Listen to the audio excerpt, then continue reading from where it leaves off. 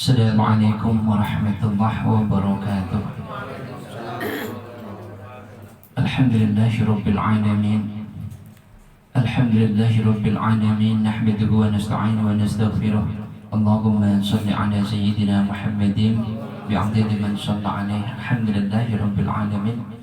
Mari kita bersyukur kepada Allah. Kemudian mari kita senantiasa meningkatkan iman dan takwa kita, dan juga mari kita senantiasa bersolawat kepada baginda Rasulullah Muhammad sallallahu alaihi wasallam.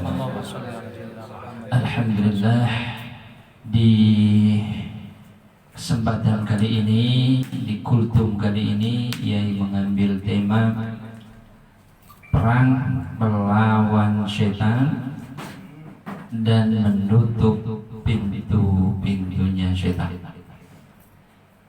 Allahumma shalli ala sayyidina Muhammadin bi'adadi man shalla alaihi. Insyaallah kita thalabul ilmi di malam yang indah ini mungkin beberapa tema dari kultum-kultum, kemudian tapi banyak membahas masalah syaitan dan iblis. Allahumma shalli ala sayyidina Muhammadin bi'adadi man shalla alaihi. Dan juga mungkin nanti kalau Allah mengizinkan ada waktu, kita akan lanjut kepada tema membongkar rahasia besar iblis laknatullah yang berbicara bersama Rasulullah. Allahumma shalli ala sayyidina Muhammadin bi'adadi man shalla alaihi. Anak-anakku semua, di dalam berperang yang dibutuhkan adalah strategi. Bagaimana caranya menerapkan strategi kalau tidak tahu yang namanya ada pintu-pintu kita, kelemahan kita yang akan dimasuki oleh musuh, yaitu syaitan.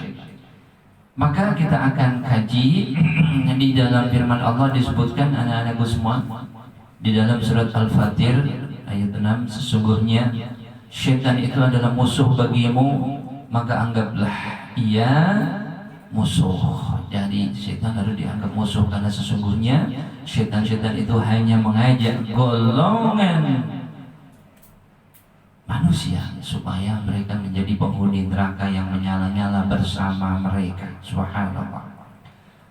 Allahumma sholli ala sayyidina Muhammadin bi'adadi man shalla alaihi.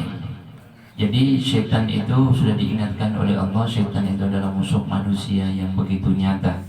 Maka untuk kita bisa berperang melawan syaitan, kalau kita dengan mata tertutup atau kita berperang tanpa mengetahui ilmunya, bagaimana caranya syaitan itu masuk menghancurkan kita, kita nggak mungkin bisa berperang. Maka kita harus mengetahui bagaimana menutup semua benteng yang ada dalam diri kita sehingga tidak bisa dimasuki syaitan.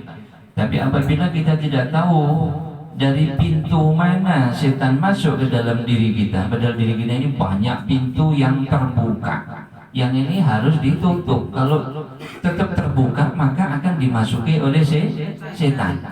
Allahumma sholli ala sayyidina Muhammadin bi'adadi man shalla alaihi. Di sini Yai akan membatasi, karena dari kultum yang waktunya singkat, membatasi kepada 5 pintunya manusia yang akan dimasuki setan.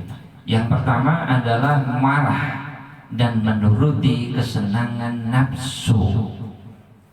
Marah dan menuruti kesenangan nafsu yang nomor 1. Pintu itu harus hati-hati dan selalu ditutup, karena kalau tidak dia akan dimasuki setan dan setan mengobrak-abrik kita. Kemudian yang pintu yang kedua adalah dengki dan rakus. Dengki dan rakus.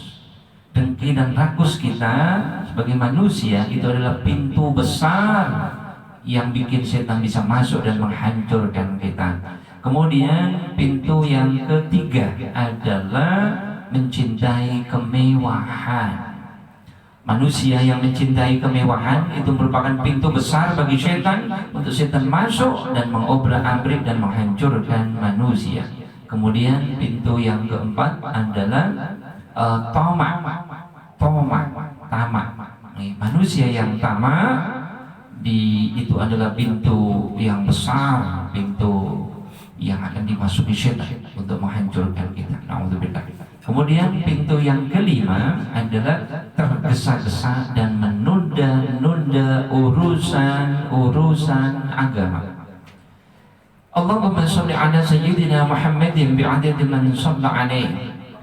Qala Rasulullah sallallahu alaihi wasallam, baginda Rasul bersabda, tergesa-gesa merupakan sifatnya syaitan dan tenang merupakan sikap dari Allah Azza wa Jalla. Jadi tergesa-gesa itu sifatnya syaitan, hati-hati. Tetapi ada tergesa-gesa yang dibolehkan dan ada tergesa-gesa yang tidak dibolehkan. Allahumma sholli ala sayyidina Muhammadin bi'adadi man shalla alaihi. Tergesa-gesa dan menunda-nunda, contohnya menunda-nunda waktu sholat, kecuali kalau tidak ada udzur syar'i atau tidak ada hal-hal syar'i yang membolehkan.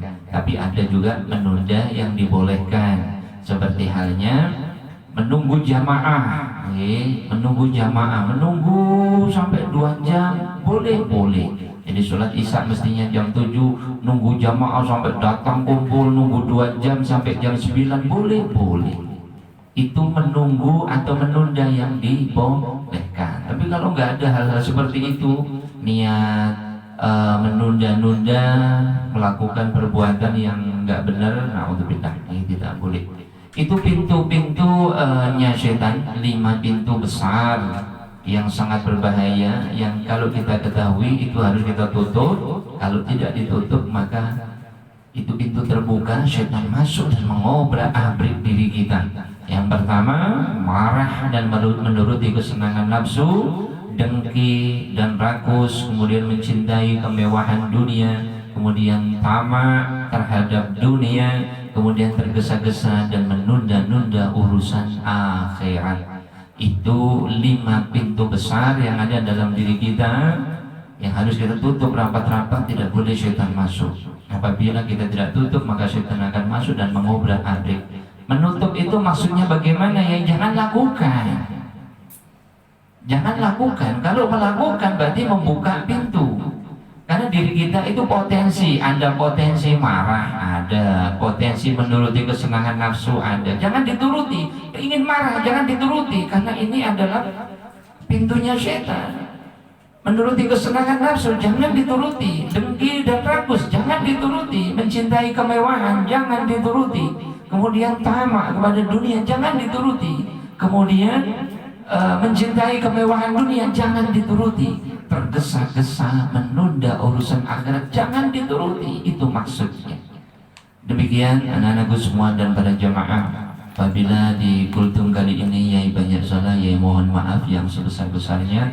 Akhirul kalam, ihdinas siratal mustaqim wal 'afwa minkum. Wassalamualaikum warahmatullahi wabarakatuh.